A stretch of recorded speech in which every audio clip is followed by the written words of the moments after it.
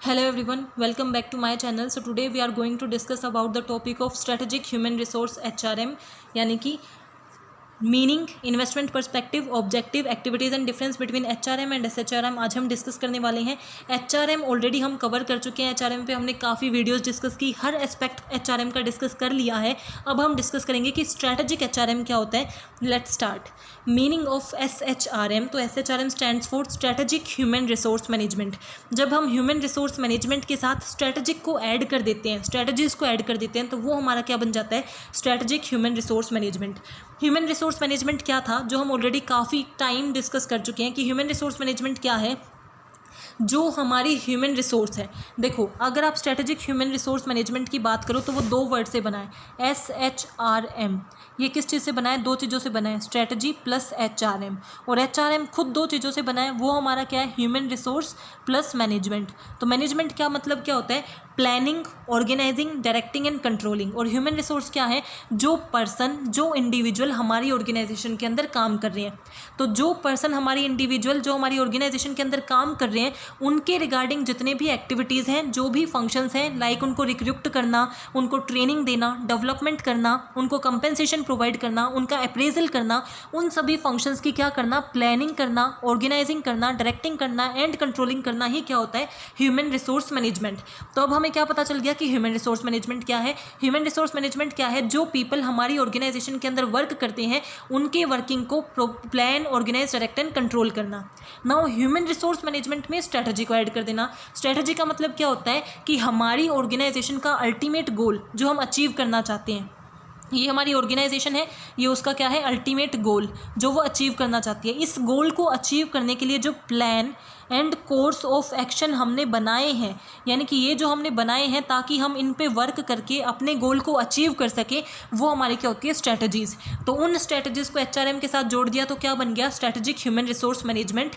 यानी कि हमारे ह्यूमन रिसोर्स मैनेजमेंट के फंक्शंस को, एक्टिविटीज़ को इस तरीके से यूज़ करना कि वो हमारी स्ट्रेटजी में कंट्रीब्यूट करें, that is strategic human resource management.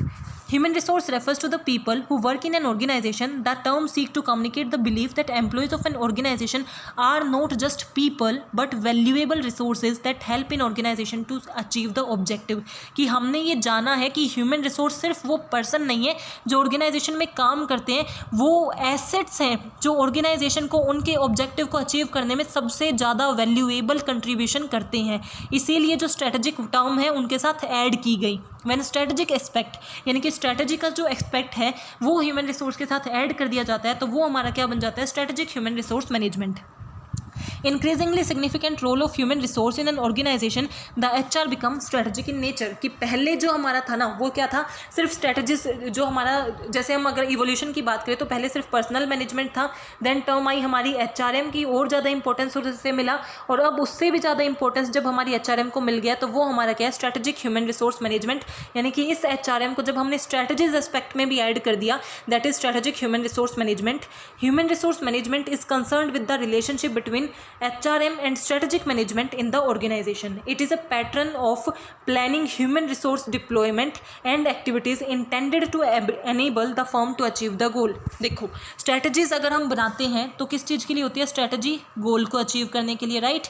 और ह्यूमन रिसोर्स मैनेजमेंट का मतलब क्या होता है कि उनसे रिलेटेड जितने भी फंक्शंस हैं, planning, organising, directing and controlling करना उनकी, तो इनके फंक्शंस को स्ट्रेटजीज के साथ जोड़ देना ताकि हम अपने गोल को अचीव कर सकें, that is strategic human resource management. तो स्ट्रेटेजिक ह्यूमन रिसोर्स मैनेजमेंट का सिंपल मीनिंग क्या है कि अपनी ह्यूमन रिसोर्स मैनेजमेंट के फंक्शंस को, एक्टिविटीज़ को स्ट्रेटजीज़ के साथ जोड़ देना, इस तरीके से वर्क करना कि वो हमारी स्ट्रेटजीज़ के अकॉर्डिंग वर्क करें, सो दैट हमारे गोल को अचीव किया जा सके, that is strategic human resource management.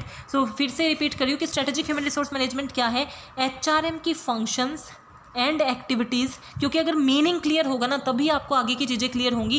Functions and activities को इस तरीके से परफॉर्म करना कि वो किसके अंदर कंट्रीब्यूट करें, स्ट्रेटजी के अंदर कंट्रीब्यूट करें, सो दैट हम क्या कर सके, ऑर्गेनाइजेशन के गोल को अचीव कर सके, that is strategic human resource management. अब इसकी 4 कंपोनेंट्स होते हैं, वो कंपोनेंट्स क्या हैं, purposeful, human resource, activities, pattern and plan. देखो जब मैंने आपको मीनिंग बताया ना, मीनिंग के अंदर ही चारों हमारे कंपोनेंट आ गए।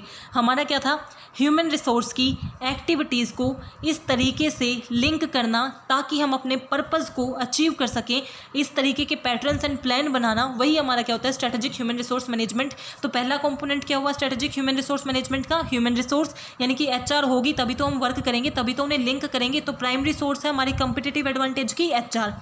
उसके बाद एचआर क्या एक्टिविटीज़ करती हैं, तो एचआर की एक्टिविटीज़ क्या है, रिक्रूटमेंट करना, ट्रेनिंग करना, सिलेक्शन करना, कंपेंसेशन प्रोवाइड करना, अप्रेजल करना, रिम्यूनरेशन प्रोवाइड करना, इंसेंटिव्स प्रोवाइड करना, ये सब क्या है एचआर की एक्टिविटीज़। इन सब की ये एचआर एक्टिविटीज़ अगर स्ट्रेटजीज के साथ लिंक हो गई और इन्होंने बेस्ट तरीके से वर्क किया तो यही हमें क्या करेंगी, कंपिटिटिव एडवांटेज प्रोवाइड करेंगी और पर्पज़ को अचीव करने में हेल्प करेंगी। Pattern and fit, there is a fit between HR strategy and the firm business strategy arrived between the HR activities. यानी कि जब हम एचआर को स्ट्रेटजी से लिंक करते हैं तो वो हमारी क्या हो जाती है, एचआर स्ट्रेटजी। और ये लिंकेज किस चीज़ के लिए होती है, ताकि गोल को अचीव करें। तो इसका मतलब क्या है, जो भी पैटर्न एंड प्लान है वो किस चीज़ के लिए है, ताकि एचआर एक्टिविटीज़ फिट हो जाए किस चीज़ के साथ, जो अल्टीमेट हमारी ऑर्गेनाइजेशन की स्ट्रेटजी है। एचआर की स्ट्रेटजी बिजनेस की स्ट्रेटजी से रिलेट करती है, यानी कि जो भी एचआर की स्ट्रेटजीज़ हैं, एसएचआरएम है, वो किस चीज़ के लिए है, ऑर्गेनाइजेशन के गोल को अचीव करने के लिए है, तो बिजनेस की स्ट्रेटजी को अचीव करने के लिए होती है। एंड पर्पसफुलनेस का मतलब क्या है, पीपल जो ह्यूमन रिसोर्स है, activities, plans are directed toward organization goal. सब कुछ किस चीज़ के लिए हो रहा है, गोल के लिए हो रहा है। तो देखो ये हमारा गोल है जिसको अचीव करने के लिए क्या होती हैं, स्ट्रेटजीज़, राइट। इन स्ट्रेटजीज़ को अचीव करने के लिए हमने क्या किया, एचआर का जो एक्टिविटीज़ हैं उनको हमने लिंक कर दिया स्ट्रेटजी के साथ, तो एचआर स्ट्रेटजी बन गई ताकि हम गोल को अचीव करें। यानी कि एचआर के फंक्शंस को इस तरीके से परफॉर्म करना, उनको स्ट्रेटेजिक बना देना ताकि हमारे गोल को वो अचीव कर सके। तो चारों हमारे आ गए ना, HR, activities, patterns and plan and goal, ताकि लिंकेज हो जाए, यही हमारे क्या है, फंक्शंस हैं। तो स्ट्रेटेजिक ह्यूमन रिसोर्स का मीनिंग ही उसके क्या है, कंपोनेंट्स है कि ह्यूमन रिसोर्स जो भी है उनके फंक्शंस को, एक्टिविटीज़ को स्ट्रेटजीज़ के साथ लिंक करना, उनको स्ट्रेटजीज़ के साथ जोड़ देना ताकि हमारे अल्टीमेट गोल को अचीव किया जा सके, that is strategic human resource management. Now objective of strategic human resource management, कि हम ऐसा क्यों करते हैं, क्यों जोड़ते हैं, ताकि हम क्या करें, अवेलेबिलिटी को इंश्योर करें। अगर हम स्ट्रेटेजिकली वर्क करेंगे तो हमारा हर वर्क ज़्यादा बेटर वे में होगा। तो ये हमें इंश्योर करता है कि हमारे पास हाईली मोटिवेटेड स्किल्ड पर्सनस हैं जो हमें कंपिटिटिव एडवांटेज प्रोवाइड करेंगे।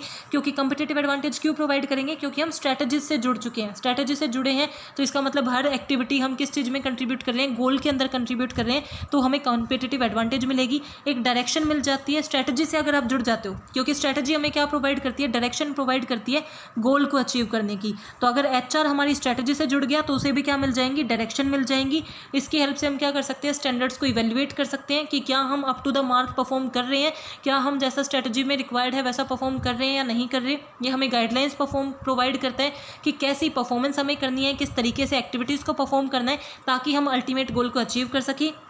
इसी के बेस पे हम अपनी एचआर पॉलिसीज़ को फॉर्मुलेट करते हैं। एचआर पॉलिसीज़ हमारी क्या है, जिसके बेस पे एचआर वर्क करती है। बट अगर एचआर हमारी स्ट्रेटजी से जुड़ गई है तो स्ट्रेटजी के बेस पे ही हमारी क्या होगी, एचआर की पॉलिसीज़ बनाई जाएंगी। और इसी के बेस पे हम क्या कर सकते हैं, हर तरीके के रिसोर्सेज का बेस्ट यूटिलाइजेशन कर सकते हैं। क्योंकि ह्यूमन रिसोर्स क्या है, इकलौती हमारी एक्टिव रिसोर्स है। क्योंकि ये हमारे क्या है, जो बाकी रिसोर्सों को भी यूटिलाइज़ करती है। जैसे मनी को यूटिलाइज़ कौन करेगा, ह्यूमन रिसोर्स। चाहे मनी हो, मशीन हो, किसी भी चीज़ को यूटिलाइज़ करने के लिए ह्यूमन रिसोर्स चाहिए। तो अगर हम ह्यूमन रिसोर्स को स्ट्रेटजी से जोड़ देंगे तो उससे हम बेटर यूटिलाइजेशन कर सकते हैं हर तरीके की रिसोर्सेज का। नाउ ट्रेडिशनल एचआरएम और एसएचआरएम में क्या डिफरेंस है, तो ट्रेडिशनल एचआरएम क्या था, जिसके अंदर सिर्फ हम मीन्स स्ट्रेटजी से नहीं जोड़ते थे, सिर्फ एचआर को वर्क करने पे देखते थे। तो उसमें हमारी रिस्पॉन्सिबिलिटी ऑफ एचआर प्रोग्राम क्या थी कि staff personnels in HR department की, हमारे एचआर डिपार्टमेंट के अंदर जो स्टाफ थे यानी कि एचआर का जो हेड था उसकी रिस्पॉन्सिबिलिटी होती थी। इसके अंदर क्या होती है, लाइन मैनेजर्स की होती है। यानी कि सारे मैनेजर्स रिस्पॉन्सिबल्स हैं एचआर मैनेजर्स के लिए। For people are HR managers, यानी कि all managers responsible for the people are HR managers. यानी कि जितने भी एचआर है, जितनी भी वर्किंग है, वो हर तरीके से जुड़ गई है, स्ट्रेटजी से भी जुड़ गई है। तो टॉप लेवल, मिडल लेवल, हर एक पर्सन क्या है, रिस्पॉन्सिबल है एसएचआरएम में।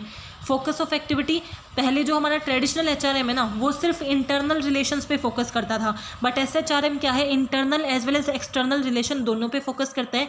एचआर जो था वो सिर्फ रिएक्टिव वर्क करता था, रिएक्टिव यानी कि कुछ हो गया उसके बाद वर्क करना, उसके ऊपर रिएक्ट करना, बट एसएचआरएम पहले से प्रिडिक्ट करके चलता है, पहले ही प्रोएक्टिव अप्रोच को फॉलो करता है, क्या हो सकता है उसे पहले ही सोच के चलता है और उसी के बेस पे मेजर्स बना के चलता है। इनिशिएटिव टू चेंज का मतलब क्या है, ट्रेडिशनल में हम इतना चेंज नहीं करते थे, बहुत स्लो थे, रिजिड थे, लेकिन इसमें हम क्या है, एसएचआरएम क्या है, फ्लेक्सिबल है, फास्ट है एंड सिस्टमेटिक है। हमारा जो ट्रेडिशनल एचआरएम है वो शॉर्ट टर्म के लिए होता है, लेकिन एसएचआरएम लॉन्ग टर्म के लिए होता है। बेसिकली ये लॉन्ग टर्म के लिए होता है, बोला जाता है कि ये तीनों चीज़ों को कंसिडर करता है, short, medium and long, but basically जहाँ स्ट्रेटजी आ जाती है वो लॉन्ग टर्म के लिए होता है। अगर हम एचआरएम की बात करें तो वहाँ पे ब्यूरोक्रेटिक कंट्रोल था, यानी कि बहुत ज़्यादा rigid strict rules and regulations होते थे, वो फॉलो करने पड़ते थे हर एम्प्लॉयज़ को, बट एसएचआरएम हमें फ्लेक्सिबिलिटी प्रोवाइड करता है, कम रिस्ट्रिक्शंस है। जो जॉब डिज़ाइन है वो एचआरएम के अंदर कैसा था, डिवीज़न ऑफ लेबर, स्पेशलाइजेशन के बेस पे कि जो जिस चीज़ के अंदर अच्छा है उस चीज़ के ऊपर रख दिया और उसी के अकॉर्डिंग वर्क करनी है। बट अगर हम एसएचआरएम का बोलें तो इसमें जॉब डिज़ाइन किया जाता है, क्रॉस ट्रेनिंग दी जाती है कि आपको अलग अलग जगह की रिक्वायरमेंट्स हो, अलग अलग जगह की नॉलेज हो, ऐसा नहीं है कि जिस चीज़ में आप स्पेशलाइज्ड हो बस वही, आपको बाकी चीज़ें भी पता होनी चाहिए। इसके अंदर हमारी जो एचआरएम है, मीन्स ट्रेडिशनल एचआरएम के अंदर हमारे एचआर को क्या एज अ कॉस्ट कंसीडर किया जाता था, बट हमारे एसएचआरएम में हमारी इंडिविजुअल्स को इन्वेस्टमेंट कंसीडर किया जाता है कि हमारी एचआर क्या है, एक इन्वेस्टमेंट है। और इंपॉर्टेंट इन्वेस्टमेंट क्या होती थी कि ट्रेडिशनल एचआरएम किस चीज़ में होती थी, ज़्यादा इन्वेस्टमेंट किस में करता था, कैपिटल में, प्रोडक्ट में, टेक्नोलॉजी में, बट हमारे एसएचआरएम में पीपल पे ज़्यादा इन्वेस्टमेंट की जाती है, क्योंकि उन्हें क्या लगता है पीपल सबसे इंपॉर्टेंट एस्पेक्ट है। Now investment perspective of human resource, यानी कि हमारी ट्रेडिशनली जो हमारी ह्यूमन रिसोर्स थी ना उसे हम एज ए कॉस्ट देखते थे कि उनको ऑर्गेनाइजेशन में लेके आना, उन्हें सैलरी देना, ये सब हमारे लिए क्या है, एक ऑर्गेनाइजेशन के लिए कॉस्ट है। इसलिए ऑर्गेनाइजेशन उसके रिगार्डिंग एक बजट बना के चलती थी कि कितना उनकी ट्रेनिंग पे, सैलरी पे, इंसेंटिव पे कितना पैसा खर्च करना है। बट जैसे जैसे टाइम चेंज हुआ हमने ह्यूमन रिसोर्स की इंपॉर्टेंट को समझा, हमें पता चला कि वो ऑर्गेनाइजेशन को कंपिटिटिव एडवांटेज प्रोवाइड करते हैं, कंपिटिटिव गेन करने में हेल्प करते हैं। तो क्योंकि अब ये नॉलेज इकोनॉमी है, नॉलेज इकोनॉमी में मशीन्स उतना वर्क नहीं करती जितना ह्यूमन का ब्रेन वर्क करता है। तो ह्यूमन कितना इंपॉर्टेंट है नॉलेज इकोनॉमी में हमें पता चल गया और हमने ह्यूमन की इंपॉर्टेंस को आइडेंटिफाई किया, तो हमारा माइंड का पर्सपेक्टिव भी चेंज हुआ कि हमारा जो ह्यूमन रिसोर्स है वो कॉस्ट नहीं है, वो एक इन्वेस्टमेंट है। अगर हम उन्हें ट्रेनिंग दे रहे हैं तो वो हमारे लिए एक कॉस्ट नहीं, वो हमारे लिए क्या एक इन्वेस्टमेंट है। नाउ कौन कौन से फैक्टर्स हैं जो अफेक्ट करते हैं इन्वेस्टमेंट के ओरिएंटेशन को, यानी कि उनके इन्वेस्टमेंट के परसेप्शन को कौन कौन से फैक्टर अफेक्ट करते हैं कि वो ट्रेनिंग देंगे या नहीं देंगे, अपने ह्यूमन रिसोर्स में इन्वेस्ट करेंगे या नहीं करेंगे, उसे कौन कौन से फैक्टर अफेक्ट करते हैं। पहला है रिस्क पर्सपेक्टिव, एक ऑर्गेनाइजेशन जो रिस्क टेकिंग होगी ना वो क्या करेगी, इन्वेस्टमेंट करेगी। बट ऑर्गेनाइजेशन अगर वो रिस्क टेकिंग नहीं है, अगर वो रिस्क अवर्स है, अगर वो रिस्क लेना ही नहीं चाहती तो वो इन्वेस्टमेंट नहीं करेगी, क्योंकि उन्हें लगेगा कि कहीं हमने ट्रेनिंग ऑर्गेनाइज की और उससे अच्छे रिजल्ट नहीं मिले तो सारे पैसे वेस्ट हो जाएंगे। तो जो जिनका एटीट्यूड ऑफ रिस्क पॉजिटिव होगा वो क्या करेंगे, इन्वेस्टमेंट करेंगे, वो अदरवाइज नहीं करेंगे।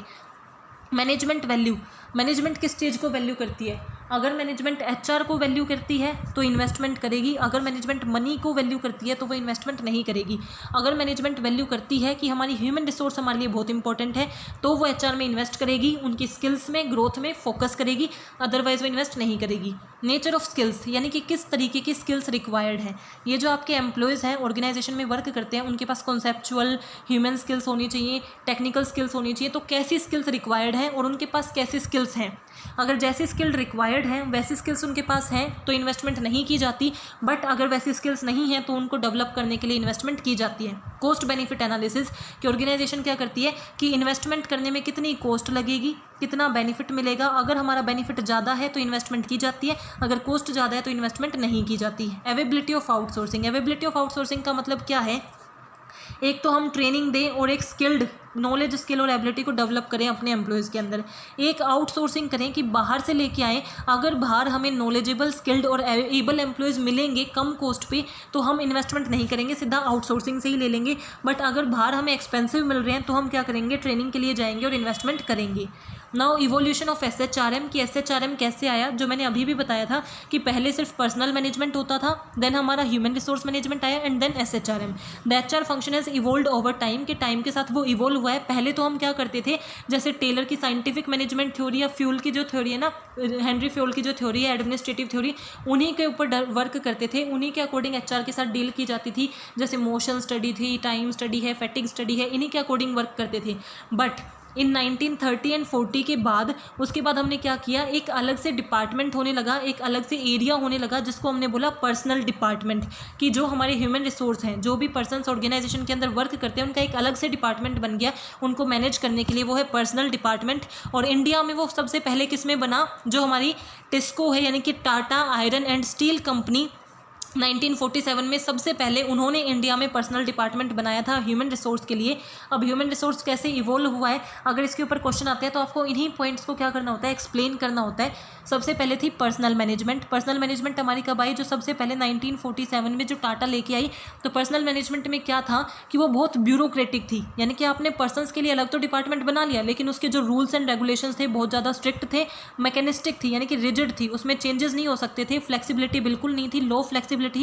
फॉर्मलाइजेशंस थी, किसी के बीच में भी इनफॉर्मल रिलेशंस नहीं थे, कोई इनफॉर्मली कम्युनिकेट नहीं करता था, बस फॉर्मलाइजेशन थी, जो काम करने हैं वो करने हैं, उसके अलावा और कोई भी एक्स्ट्रा चीज़ नहीं होती थी।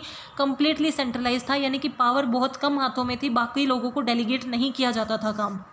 तो इसके फीचर्स क्या हैं कि मैकेनिस्टिक ऑर्गेनाइजेशन थी, यानी कि रिजिड थी, ब्यूरोक्रेटिक थी, फॉर्मलाइजेशन ज़्यादा थी, फ्लेक्सिबिलिटी कम थी और सेंट्रलाइजेशन थी। फिर आया अर्ली 1970s में HRM, जो उसके ऊपर एक इम्प्रूवमेंट था। ये मैकेनिस्टिक था, ये क्या था, थोड़ा ऑर्गेनिक कल्चर था, यानी कि यहाँ पे थोड़ी फ्लेक्सिबिलिटी थी, यहाँ पे थोड़ी छूट मिलती थी, फ्रीडम मिलती थी। यहाँ पे डिसेंट्रलाइज था, वो सेंट्रलाइज था। डिसेंट्रलाइज का मतलब डेलीगेट किया जाता था, नीचे जो एम्प्लॉयज़ हैं उन्हें भी पावर और स्ट्रक्चर अथॉरिटी दी जाती थी। लो फॉर्मलाइजेशन, यानी कि इनफॉर्मल रिलेशंस भी बनने लगे थे, फ्लेक्सिबिलिटी थी यानी कि डायनामिक था, चेंजेस अलाउड थे, और cross hierarchical and cross functional team बनाई जाती थी। क्रॉस फंक्शनल टीम यानी कि एक ऐसी टीम जिसके अंदर HR के भी मेंबर्स हैं, फाइनेंस के भी मेंबर्स हैं, उनके अंदर अच्छे रिलेशंस क्रिएट करने के लिए क्रॉस हायरार्की और क्रॉस फंक्शनल टीम बनाने लग गए थे।